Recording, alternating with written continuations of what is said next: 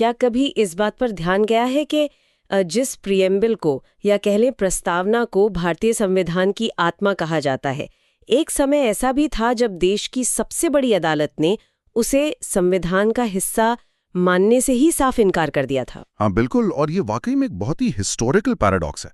मतलब ऐसा है जैसे कोई डॉक्टर ये कह दे कि इंसान का दिल उसके शरीर का हिस्सा ही नहीं है।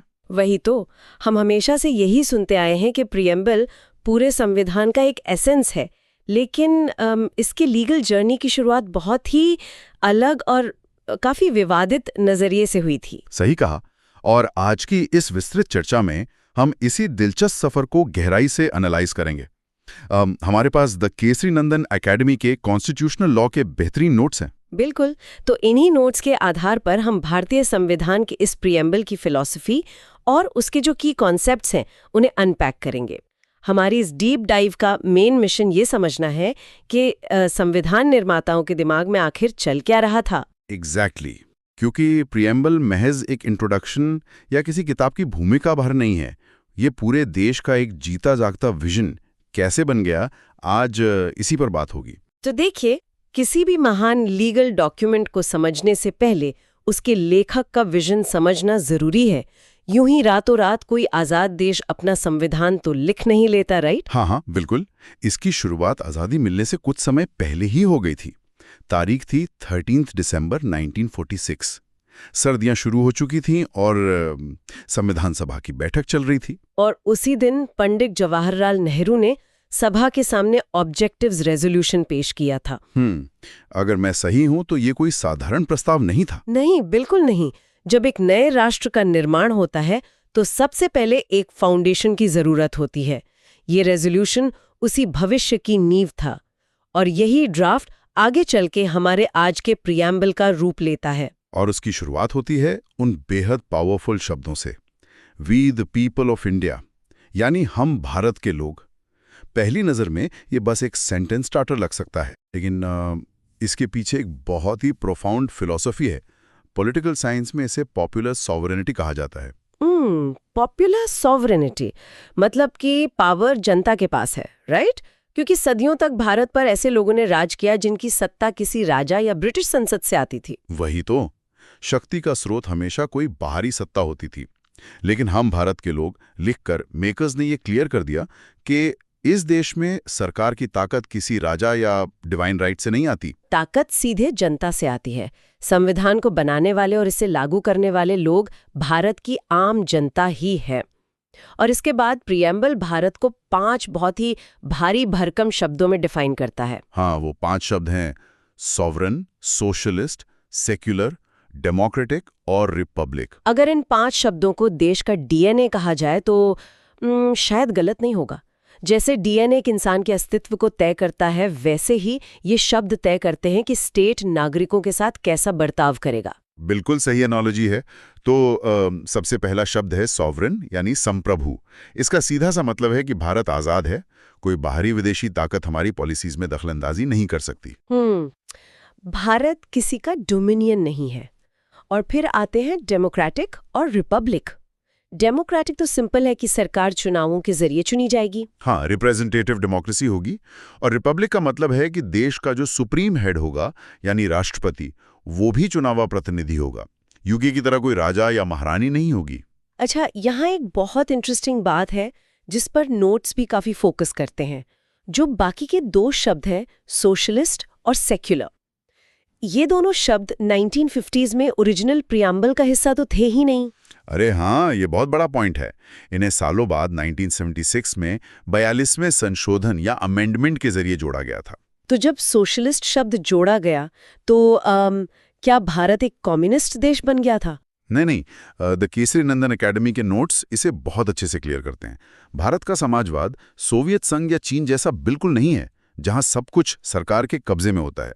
मतलब हमने डेमोक्रेटिक सोशलिज्म को अपनाया है, जहां प्राइवेट और पब्लिक सेक्टर दोनों एक साथ काम करते हैं ताकि गरीबी और असमानता को खत्म किया जा सके। एग्जैक्टली। और इसी तरह सेक्युलर शब्द को समझना भी बहुत क्रूशियल है। वेस्टर्न सेक्युलरिज्म हमारे कॉन्सेप्ट से बिल्कुल अलग है। हाँ, क्योंकि वेस्ट में सेक्युलरिज्म का मतलब है धर्म और स्टेट के बीच एक सख्त दीवार। मतलब स्टेट और धर्म एक दूसरे से पूरी तरह कटे हुए हैं। बिल्कुल, एक नेगेटिव कॉन्सेप्ट की तरह। लेकिन भारत एक बहुत ही रिलीजियस और डाइवर्स सोसाइटी है। तो यहाँ का सेक्युलरिज्म सर्वधर्म समभाव पर आधारित है। मतलब स्टेट का कोई अपना धर्म नहीं होगा, लेकिन स्टेट सभी धर्मों को समान सम्मान और प्रोटेक्शन देगा। सही कहा। तो अब तक हमने जो देखा, ये 5 शब्द उस व्हीकल की तरह हैं जिसमें देश सफर कर रहा है। पर सवाल उठता है कि ये वाहन जा कहाँ रहा है? मंजिल क्या है? और वो मंजिल प्रिएम्बल में 4 कोर ऑब्जेक्टिव्स के रूप में बताई गई है।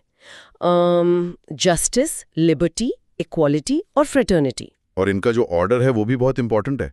सबसे पहले जस्टिस यानी न्याय, और यहाँ सिर्फ कानूनी न्याय की बात नहीं हो रही। हाँ, नोट्स में मेंशन है कि 3 तरह के न्याय हैं, सोशल, इकोनॉमिक और फिर पॉलिटिकल। सबसे पहले सोशल क्यों? क्योंकि देखिए, अगर समाज में जाति या धर्म के आधार पर भेदभाव है तो वोट देने का अधिकार भी बेमानी हो जाता है। बिल्कुल। और उसके बाद इकोनॉमिक जस्टिस, जिससे अमीरी और गरीबी का फासला कम हो, और जब ये दोनों मिल जाएं तब आता है पॉलिटिकल जस्टिस। हाँ, समान भागीदारी।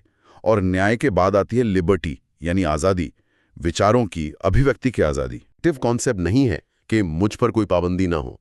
ये इंसान के संपूर्ण विकास के लिए एक पॉजिटिव माहौल बनाने के बारे में है। सही कहा। और तीसरा ऑब्जेक्टिव है इक्वालिटी, स्टेटस और अवसर की समानता। सबको आगे बढ़ने का इक्वल चांस मिलना चाहिए। हाँ, अच्छा, अगर इस पूरी फिलॉसफी को देखें तो एक दिलचस्प बात समझ आती है। जस्टिस, लिबर्टी और इक्वालिटी अकेले काम नहीं कर सकते। वो कैसे? मतलब अगर लिबर्टी बहुत ज्यादा हो और समानता ना हो तो ताकतवर लोग कमजोरों को दबा देंगे, और अगर समानता जबरदस्ती लागू की जाए तो लिबर्टी छिन जाएगी। हाँ, ये तो है। तो इन्हें बैलेंस कौन करता है?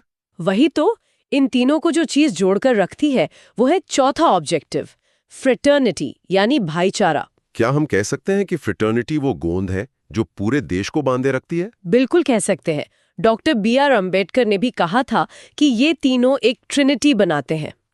बिना भाईचारे के समानता सिर्फ एक कानूनी शब्द बनकर रह जाएगी, जिसे लागू करने के लिए पुलिस की जरूरत पड़ेगी। तो फ्रेटर्निटी हर इंसान की गरिमा और देश की एकता को बनाए रखती है।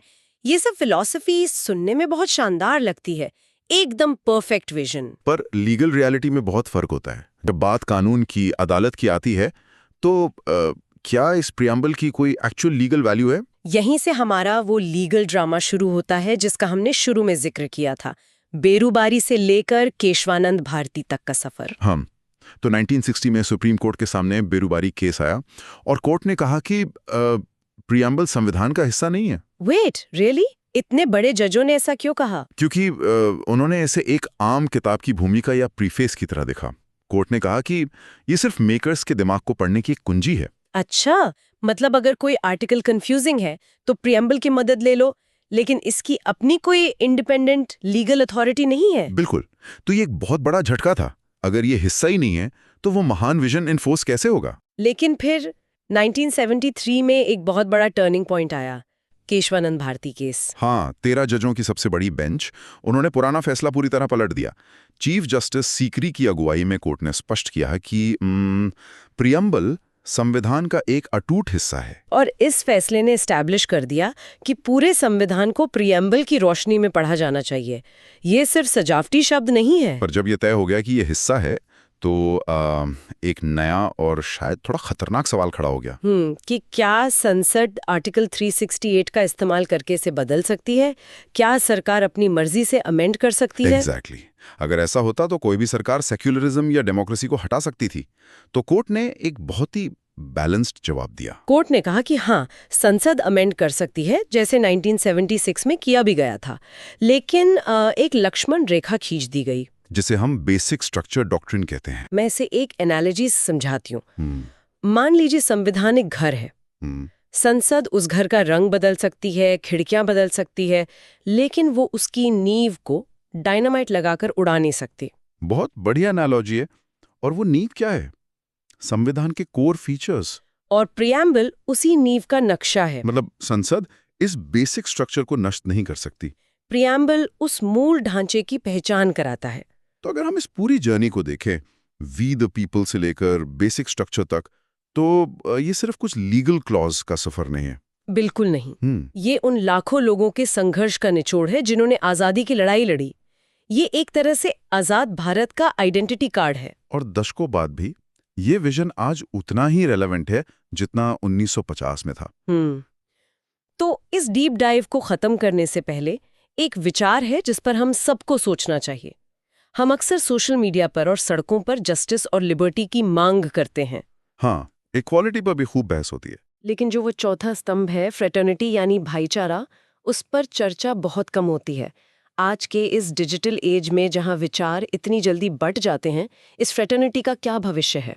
ये बहुत ही प्रोवोकेटिव थॉट है, क्योंकि एल्गोरिदम्स हमें इको चेम्बर्स में बांट देते हैं। बिना फ्रेटर्निटी की आज़ादी और समानता खोखले रह जाएंगे। तो सवाल ये है कि व्यक्तिगत स्तर पर हम इस भाईचारे को कैसे जिंदा रख सकते हैं? जब हम किसी ऐसे व्यक्ति से मिलते हैं जिसकी विचारधारा हमसे अलग है, तो क्या हम सम्मान और भाईचारा बनाए रख सकते हैं? ये एक ऐसा सवाल है जिस पर हर नागरिक को खुद विचार करना चाहिए।